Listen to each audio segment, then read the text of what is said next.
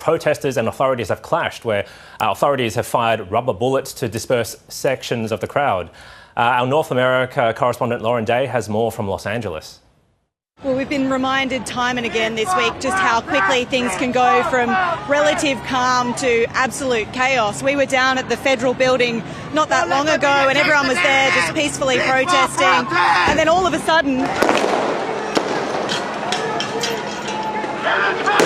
police and the National Guard started pushing people back without warning, and all of a sudden we saw them firing what we believe to be pepper pellets. You could feel the pepper spray in the air. It's a pretty unpleasant feeling. Someone told us later that someone had apparently punched a horse and that's what kicked it off, but it just takes one spark to ignite this.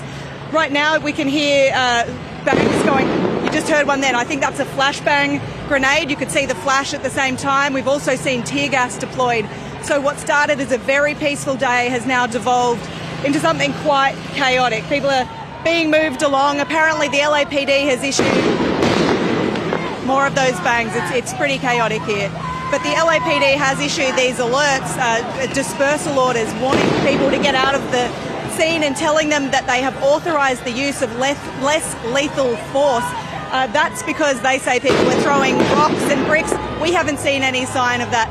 The interesting thing is they're putting a lot of these warnings out on X, or what used to be Twitter, which obviously a lot of people aren't monitoring, aren't paying attention to, making those warnings pretty redundant, pretty useless. They may be coming through on other people's phones, but they're certainly not coming through on ours. Now, as I mentioned earlier today, it was much calmer, very peaceful. Here's what a few people I spoke to earlier had to say. I was born here and my parents are immigrants, so it's just something that I know that I'm privileged, and just because my parents were not born here does not mean they have full access here. Well, first of all, we're here for humanity, right? I'm Pastor Q from the Church Without Walls in Los Angeles and Skid Row, America's houseless capital, right? Instead of taking care of our houseless folks, we're over here trying to get rid of people who actually help us to build this nation.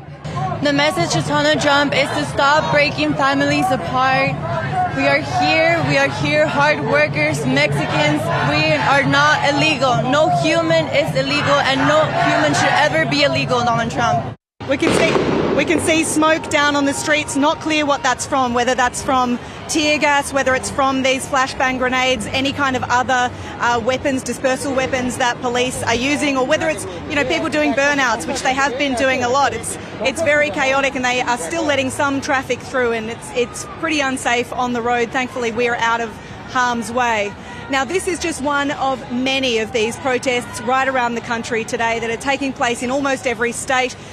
Protesting, it's part of this No Kings movement. Basically, protesters are denouncing what they see as authoritarianism in the Trump regime, and they're calling for Donald Trump to be dethroned. It's unclear what will happen here from now on, and whether this will escalate further into the kind of scenes that we have witnessed in downtown LA throughout this week, but certainly everyone is worried about that.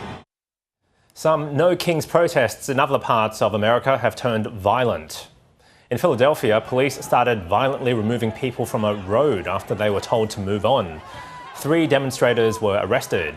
The city's protest brought over 80,000 people together, taking over roads and parks. In Chicago, thousands packed Daly Plaza and the surrounding streets. Protesters reportedly pushed into police lines, so authorities used force to hold them back. Illinois authorities estimate over 15,000 people were in attendance.